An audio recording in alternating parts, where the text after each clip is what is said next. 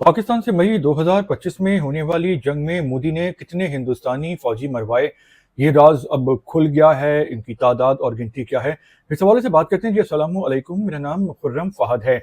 इससे पहले इंडियन सरकार ये बात छुपा रही थी कि पाकिस्तान से जंग में उनका कितना नुकसान हुआ है, लेकिन अब ये पोल खुल गया है क्योंकि मोदी सरकार पे फ़ौज का दबाव था कि जितनी फ़ौजियों की जानें गई हैं तो उनको माना जाए और उनको अवार्ड्स दिए जाएं और उनको रिस्पेक्ट दी जाए जैसा कि दुनिया भर में होता है।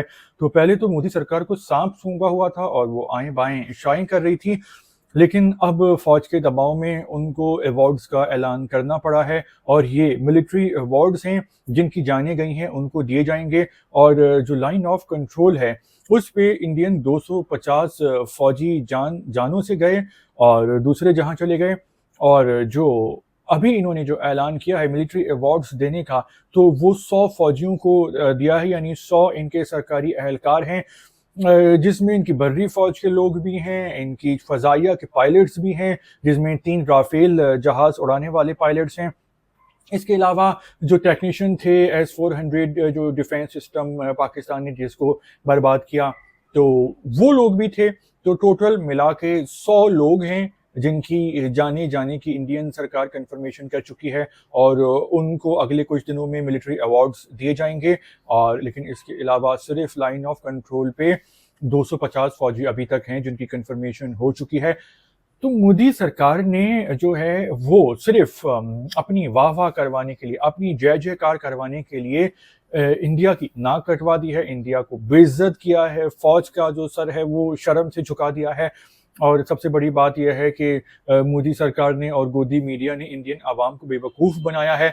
पाकिस्तान से दुश्मनी के नाम पे नफरत बेचकर लोगों के जज्बात से खेला है और अब ये चीज़ें सामने आ रही हैं और मोदी की जो मकबूलियत है वो बहुत तेज़ी से नीचे गिर रही है और अगले इलेक्शन में मोदी को, बीजेपी को इसका बहुत ज़्यादा नुकसान होगा, क्योंकि जो नफरत फैला के और दुश्मनी और इंतहा पसंदी बेच के आप वक्ती तौर पे तो फ़ायदा उठा सकते हैं, लेकिन इसके देर पा असरात बहुत ही नेगेटिव होते हैं और बुरे होते हैं।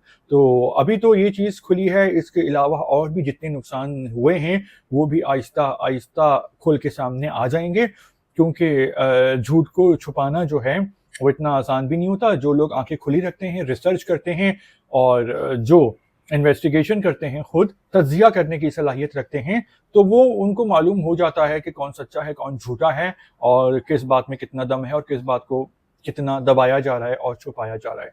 तो इस हवाले से आप कोई कमेंट्स करना चाहते हैं तो ज़रूर बताएं, जो भी दिल की बात है। और फिलहाल इतना ही, जैसे ही कोई नई ताज़ी खबर आती है तो फिर उस पर बात करते हैं। शुक्रिया आपका।